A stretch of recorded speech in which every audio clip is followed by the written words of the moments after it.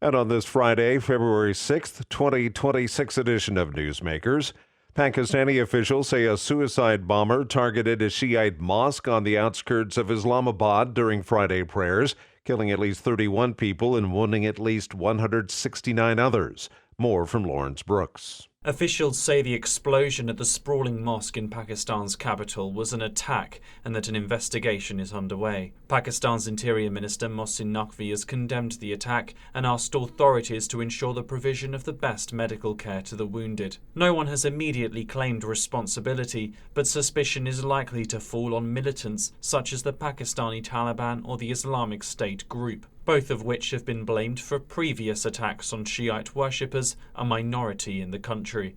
I'm Lawrence Brooks. California Governor Gavin Newsom is being sued by the Louisiana Attorney General. Liz Murrill is trying to force the extradition of a doctor who sent the abortion pill to a woman in her state. Murrill says California is shielding a doctor who she claims is involved in illegal drug trafficking and says they will not stop going after abortion providers. We will continue to pursue actions against the states that are shielding those doctors. Newsom responded to the suit in an expletive-laden post to social media, saying California will never help Louisiana criminalize health care.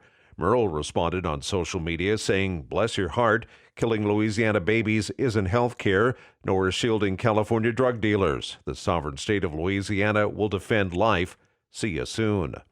The Big 12 Conference is investigating reported inappropriate chants during the Oklahoma State men's basketball game against BYU Wednesday night in Stillwater, Oklahoma.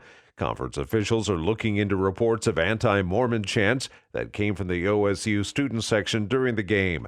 Big 12 officials say they have zero tolerance for behavior of that nature. Pope Leo XIV, an avid tennis player and sports fan, marked the start of the Olympic Winter Games today by extolling the positive values of sport and fair play, while warning that the pursuit of profits and performance risks corrupting sport entirely.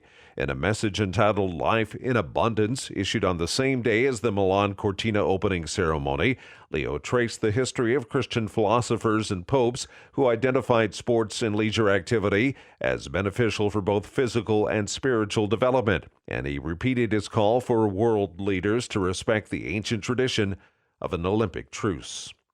U.S. births dropped last year, suggesting the 2024 uptick was short-lived.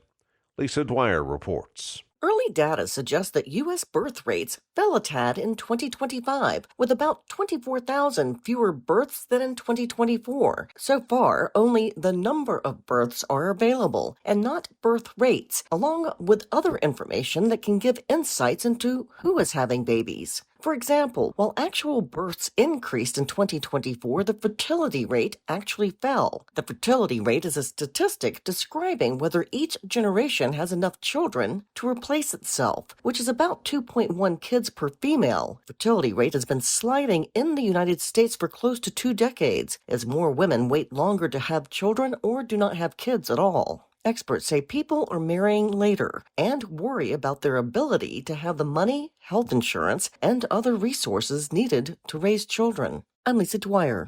And that's Newsmakers for this Friday, February 6th, 2026 edition. I'm Keith Black.